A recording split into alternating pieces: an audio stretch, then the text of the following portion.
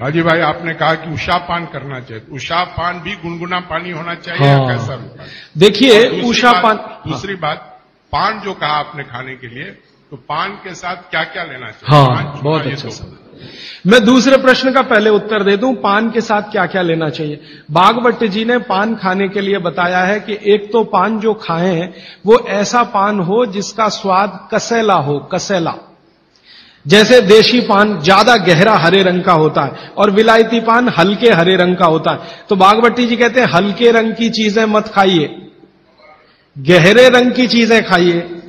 तो गहरे रंग वाला पान खाइए, गहरे रंग की जो भी चीजें हैं भरपेट खाइए। जैसे बैंगन है गहरे रंग का, जामुन है गहरे रंग का, टमाटर है गहरे रंग का। ये सब एंटी कैंसरस है, एंटी डायबिटिक है, एंटी कैंसरस है, एंटी अस्थमेटिक है। इनकी क्वालिटीज आज की विज्ञान ने भी प्रूव किया है। आज का विज्ञान ये कहता है कि जो भी रंग है किसी भी वस्तु में, वो भगवान का दिया हुआ कोई ना कोई ऐसा रस और एंजाइम है जो आपको गंभीर बीमारियों से बचाता है। तो वो कहते हैं गहरे रंग का पान खाइए, माने कसेला, उसमें ही स्वाद होगा, तो गहरा पान खाइए। उसमें क्या मिलाएं? उसमें सबसे ज्यादा चूना। तो कितना चूना मिलाएं?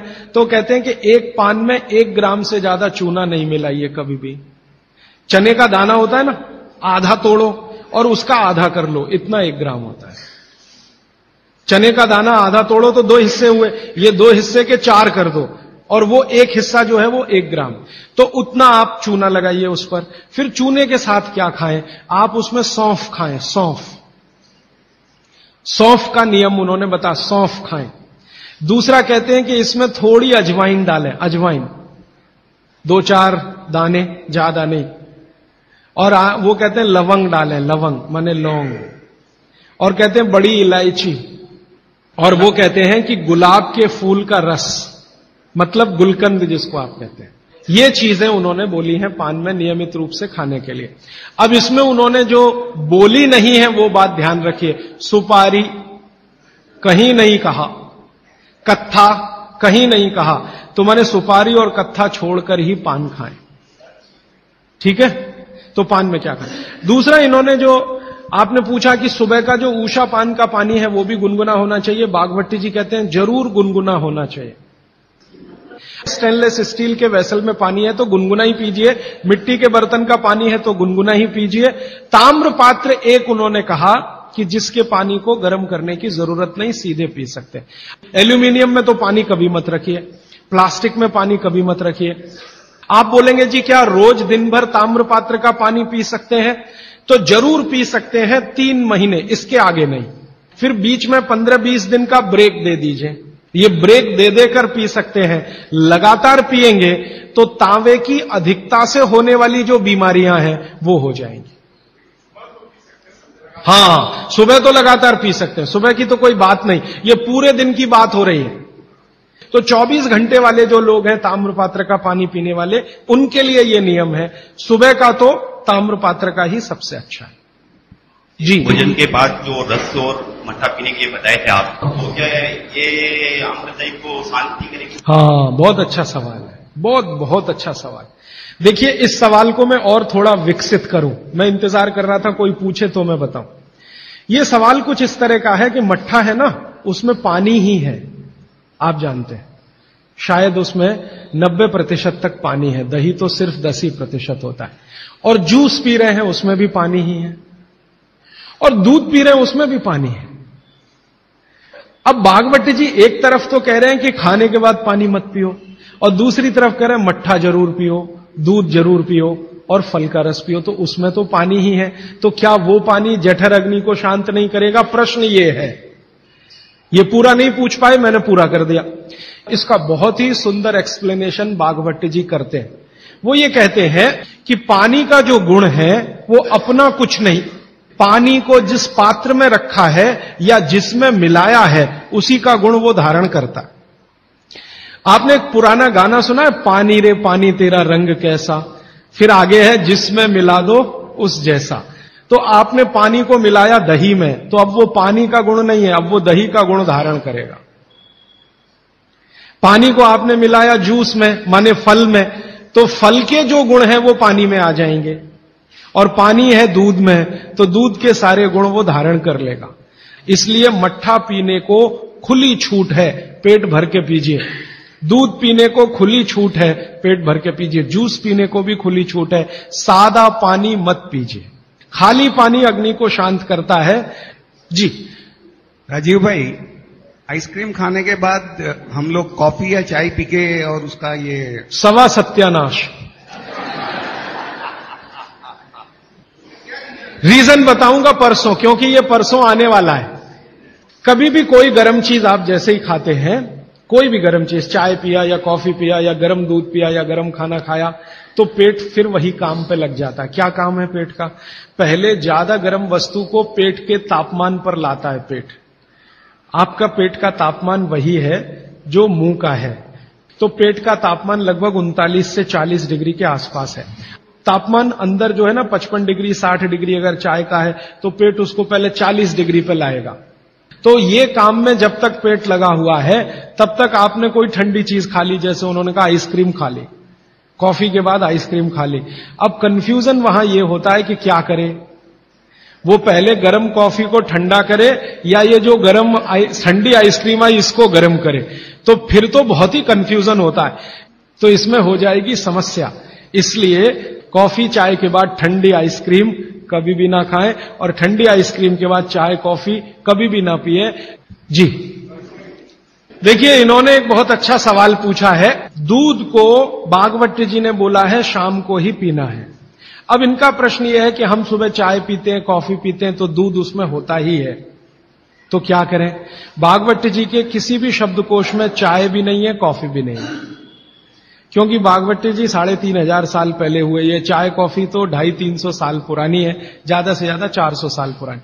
हां, काढ़े का जिक्र उन्होंने किया। काढ़ा आप समझते हैं जो रोज आप यहां पी रहे, वो ये कहते हैं कि जो काढ़ा आपके वात को कम करे, आपके पित्त को कम करे और कफ को कम करे, ऐसा कोई भी काढ़ा दूध के साथ मिलाकर सुबह पिया जा सकता है। जैसे आज आप काढ़ा पीने जा रहे हैं, वो अर्जुन की छाल का काढ़ा है।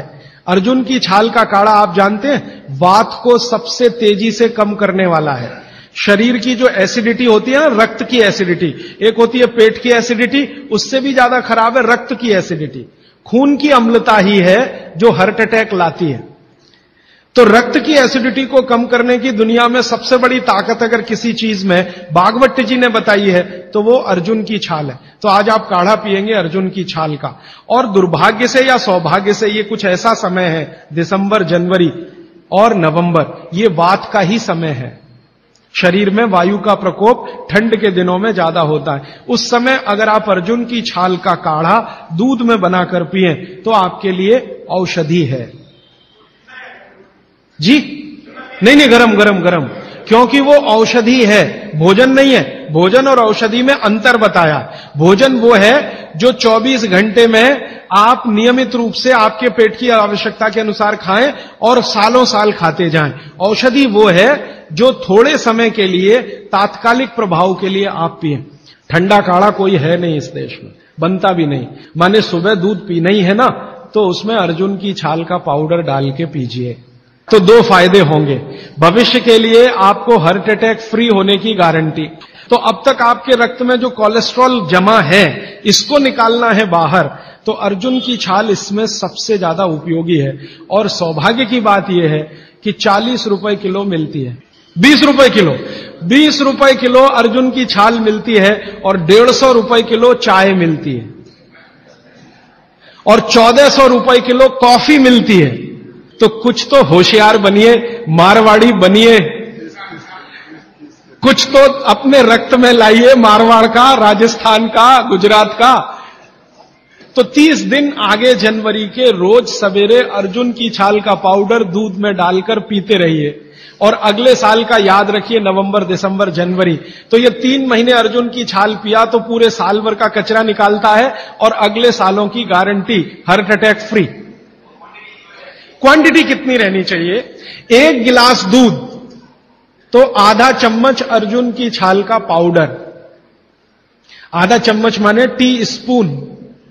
और इसमें अगर गुड़ मिलाएंगे तो बहुत अच्छा। गुड़ नहीं मिले तो गुड़ को बनने से पहले की स्टेज है, लिक्विड फॉर्म का गुड़, वो काकवी कहलाता है। नहीं तो गुड़ डालिए, नहीं तो काकवी डालिए, नहीं तो खांड डालिए, अंत में कुछ नहीं मिलता तो बूरा डालिए। और बूरा वो वाला जो राजस्थान में बनता है, बिहार में बनता है, उत्तर प्रदेश में, यहां का नहीं। चीनी को पीस के बूरा, वो चीनी ही है, बूरा नहीं है। क्योंकि बागभट्टी जी की सूची में कहीं शुगर नहीं है, शक्कर नहीं। चीनी बनना 200-250 साल से शुरू हुआ है। 3500 साल पहले गुड़ बनता था, काकवी बनती थी, खांड बनती थी, बूरा बनता था। जी मिश्री बहुत अच्छा आपने कहा, मुझे भूल गया, मैं आपसे पहले ही कहना चाहता था। मिश्री, मिठाइयों में मिश्री सबसे ऊंचे स्थान पर है, गुड़ से भी ऊंची है मिश्री। सोंठ है तो बहुत अच्छा है, अर्जुन छाल और सोंठ दोनों का ही गुण है वात को खत्म करने का। तो वात के रोगी तो जरूर पिए इसको। और वात के रोग क्या क्या है आप जानते हैं? ये घुटने का दर्द, कमर का दर्द, कंधे का दर्द, हार्ट अटैक, डायबिटीज, ये सब वात के रोग हैं। कहा जाता है कि दाल और दही साथ में नहीं लेना चाहिए। बहुत जन कहते हैं तो हम दाल चावल खा लेते हैं और उसके बाद अगर खाने के बाद छाछ पी लेंगे तो क्या वो सही रहेगा? देखिए, जैन अगर आप में से कोई है तो मेरी बात तुरंत समझ जाएंगे। द्विदल समझते हैं? एक दाल के जिसके दो, द्विदल के साथ दही का निषेध है। बागभट्टी जी ने भी कहा है, महावीर स्वामी ने भी कहा है, गौतम ऋषि ने भी कहा, सबने कहा द्विदल के साथ दही का निषेध है। तो अब इनका प्रश्न है कि हमने तो दाल चावल खाया, चावल तो ठीक है, दाल तो द्विदल ही है, अरहर की खाएं, मूंग की खाएं, मसूर की खाएं तो द्विदल है। तो द्विदल के साथ दही कैसा? तो उसके लिए बागभट्टी जी कहते हैं कि कभी भी द्विदल के साथ अगर दही खाएं तो अच्छा है ना खाएं, लेकिन खा रहे हैं तो दो बातों का ध्यान रखें कि दही की तासीर बदलें और उसकी तासीर को बदलकर जैसी दाल है वैसी तासीर करें। माने दही का प्रोटीन कंटेंट बढ़ाएं, वैसे तो है और ज्यादा बढ़े। तो इसके लिए बहुत सरल उपाय है आपके रसोई में।